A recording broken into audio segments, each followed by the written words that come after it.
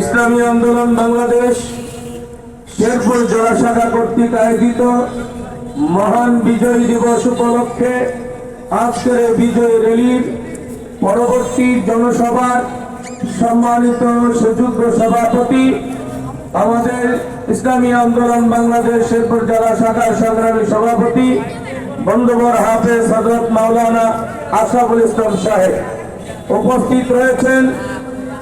ইসলামী আন্দোলন বাংলাদেশ শেরপুর জেলা শাখার সংগ্রামী সেক্রেটারি মুফতি ইসমাইল হোসেন জাফরি সাহেব সহ দিনী সংগঠন উলামা শেখ আইম্মা পরিষদ, যুব আন্দোলন, শিক্ষক ফোরাম সহ বিভিন্ন পর্যায়ের নেতৃবৃন্দ, আমরা অত্যন্ত দুঃখের সাথে বলছি, বাংলাদেশ 54 বছর অতিক্রান্ত হওয়ার পরেও যে উদ্দেশ্য নিয়ে বাংলাদেশ স্বাধীন হয়েছিল, লাখো শহীদরা রক্ত দিয়েছিল, অনেকেই বন্ধুত্ব বরণ করেছিলেন, কিন্তু 54 বছরে আমরা তার সুফল পাইনি।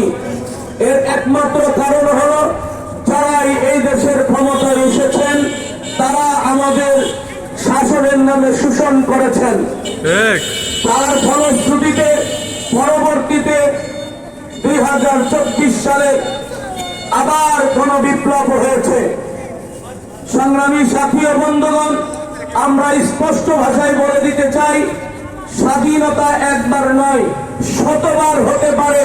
যতদিন পর্যন্ত আমার এই বাংলাদেশে জনগণ শান্তি না পাবে, যতদিন পর্যন্ত সুশাসন না পাবে, যতদিন পর্যন্ত রাষ্ট্রীয় ক্ষমতায় ইসলাম না যাবে, ততদিন পর্যন্ত আমাদের সংগ্রাম চলছে এবং চলতেই থাকবে। সম্মানিত সহযোদ্ধা বন্ধুগণ, আগামী দিনে এর চেয়ে আরো বড় কর্মসূচি আমাদের সামনে আসতে পারে।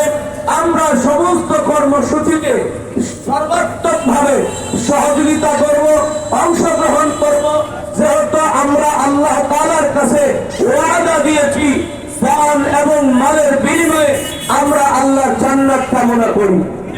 অতএব কারণে আমাদের দেশের জন্য, ইসলামের জন্য আমাদের জান এবং মাল বিলিয়ে দেওয়ার জন্য আমরা সর্বদাই প্রস্তুত রয়েছি ইনশাআল্লাহ।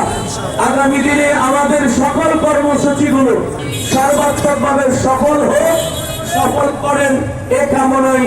আসসালামু আলাইকুম ওয়া রাহমাতুল্লাহি ওয়া বারাকাতুহু। ওই দিন সকলে ভ্রমণ থেকে মধুর কালেমা জারি করে দেন, লা ইলাহা ইল্লাল্লাহু মুহাম্মাদুর রাসূলুল্লাহ সাল্লাল্লাহু